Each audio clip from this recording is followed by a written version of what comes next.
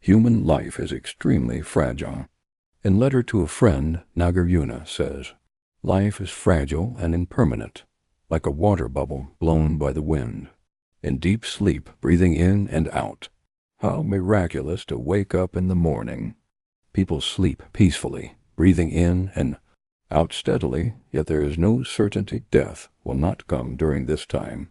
To wake up alive after a night's sleep is so extraordinary. Every one of us encounters many causes of death and life as stated in Nagarjuna's precious Garland. The causes of death are so many.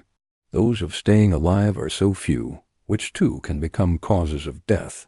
Therefore we should always perform the practices. So we must never be lazy or procrastinate again and again. Instead, we should sincerely practice the supreme and authentic Dharma that will truly benefit us at the moment of death.